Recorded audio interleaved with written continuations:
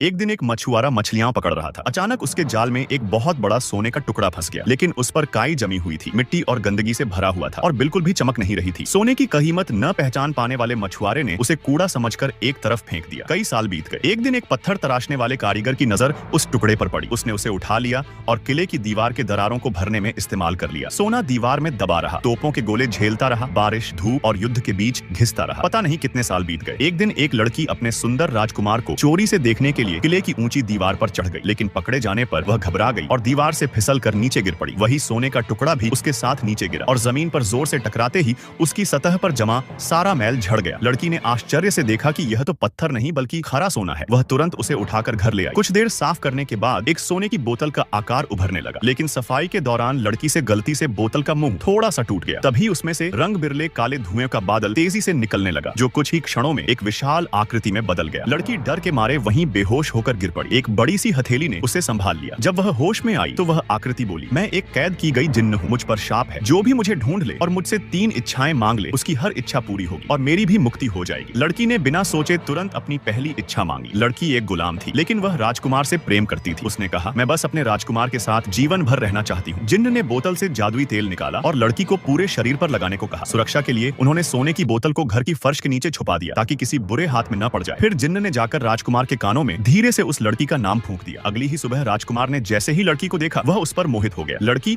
उसकी सबसे प्रिय रानी बन गई। कुछ समय बाद लड़की ने जिन्न से दूसरी इच्छा मांगी, मैं राजकुमार के लिए एक पुत्र चाहती हूँ। जिन्न ने यह इच्छा भी पूरी कर दी। राजमहल में उसका रुतबा बढ़ता गया और वह घमंडी होने लगी। यह देख बाकी रानियों के मन में क्रोध और ईर्ष्या भर गई और यहीं से शुरू हुआ सत्ता का खेल। रानियों में से एक थी लीना। वह बूढ़े राजा की प्रिय थी और वह अपने पुत्र को राजा बनाना चाहती थी। लीना ने इस मौके का फायदा उठा लिया। उसने पहले पूरे राज्य में अफवाहें फैलाई कि राजकुमार अपने पिता के खिलाफ साजिश कर रहा है। फिर उसने बूढ़े राजा के कान भरे और पिता पुत्र के बीच तनाव पैदा कर दिया। आखिरकार बूढ़ा राजा धोखे में आ गया और क्रोध में उसने भयंकर आदेश दिया, राजकुमार को धनुष की डोरी से गला घोंटकर मार दिया जाए। राजकुमार निर्दोष होने के बावजूद निर्दयी मौत का शिकार हो गया। जब जिन्न को यह खबर मिली, वह तुरंत लड़की के पास पहुंची। जल्दी, तुम्हें तीसरी इच्छा अभी मांगनी होगी, वरना सब खत्म हो जाएगा। पर लड़की अपने प्रिय राजकुमार की मौत से टूट गई थी। वह कोई इच्छा नहीं मांग पाई। उसी समय राजा की रानी के भेजे हुए हथियारों ने लड़की को पकड़ लिया, उसके सिर पर बोरा डालकर उसे समुद्र में फेंक दिया। जिन्न उसे बचाने दौड़ी, पर तभी एक राक्षस ने रास्ता रोक लिया। उसके गायब होते ही जिन्न समुद्र में कूद गई, लेकिन देर हो चुकी थी। लड़की डूब चुकी थी। तीसरी इच्छा न मांगे जाने के कारण जिन्न को मुक्ति नहीं मिली और वह फिर से उसी बोतल में बंद हो गई। अपनी मुक्ति की चाह में उसकी आत्मा महल में इधर उधर भटकती रहती, लोगों का ध्यान खींचने की कोशिश करती रही, पर कोई उसे देख नहीं पाता था। अगर अगला पार्ट चाहिए तो कमेंट में लिखो नेक्स्ट पार्ट।